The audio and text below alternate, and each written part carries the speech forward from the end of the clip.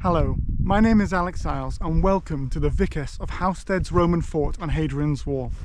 Now a vicus is a civilian settlement outside of a Roman fort, and these grew up all over the empire, mostly because of the fact that soldiers were paid wages and therefore had surplus money, because the army would give them clothing, food, weapons, and then after they had paid for that out of their wages, they would have a surplus amount of money they could then spend on what they wanted.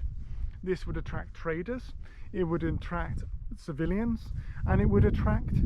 workshops to basically sell to these soldiers, because the soldiers would want to supplement their lifestyles. Now, if you can imagine being posted here on the northern frontier of Britain, you might want to import in some luxuries, things like olive oil, things like spices. You may want to import in wine, and also you'll want to buy beer to supplement your beer ration that you get generally. Outside the fort on the main road, so you'd have the south road, the west road going out in that direction, and the east road going out in that direction, you would have the shops built up, so that when the soldiers finished their duties or had some time off, they could come down here and purchase from these shops and workshops and have things made for them. We know that soldiers liked to add to their own kit, and often they would embellish their belts with additional plates of metal, sometimes precious metals as well, so that they would look more and more impressive in their day-to-day lives. And so these shops and workshops would also add to the soldiers' lifestyles by giving them those additional items such as belt plates, belt buckles, pottery, food and drink, and luxury goods like spices and wine and things like that, imported from all over the empire, and also glass as well. They would also provide a location for the soldiers' families to live, because inside Housesteads Roman fort, just to give you an idea, there's roughly 800 soldiers,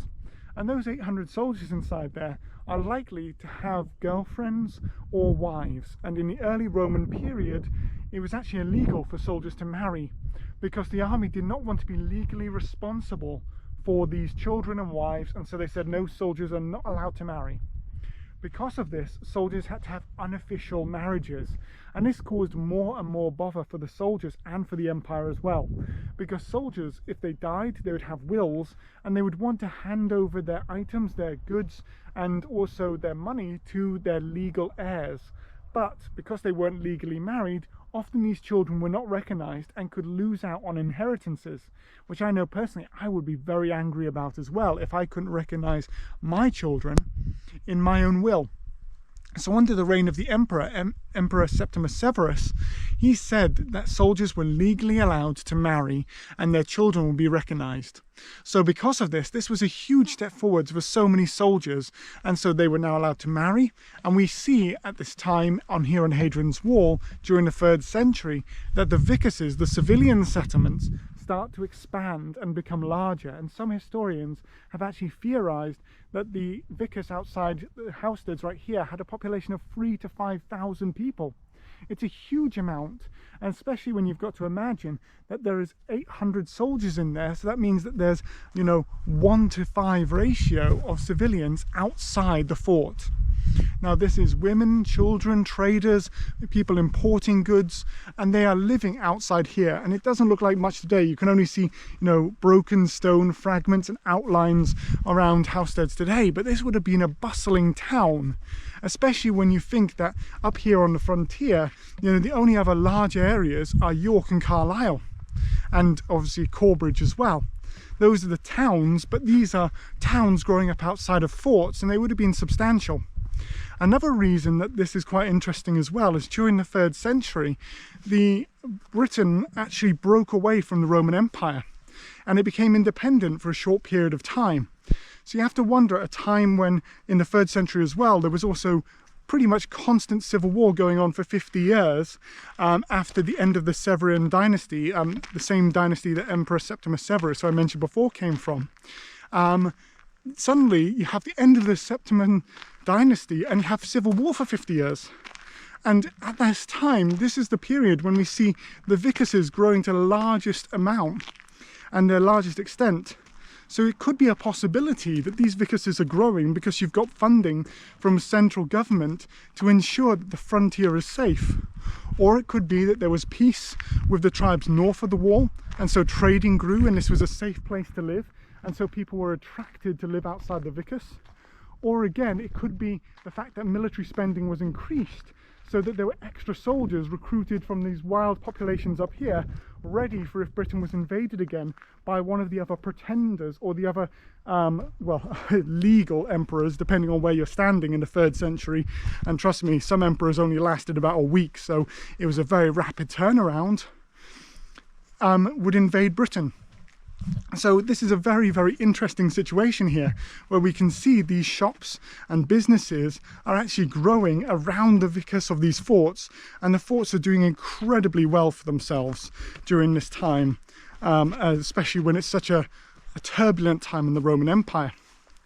On top of this as well, we also, when we analyse the vicusses, we can find little stories that we always wonder what happened. For instance, there's one of the buildings just down there, it's referred to as the murder house, because it's a tavern, and we find the body, or so 2 bodies underneath the floor, one of them which had a knife in their back, and it had been left in there and then they'd been rapidly buried underneath the floor.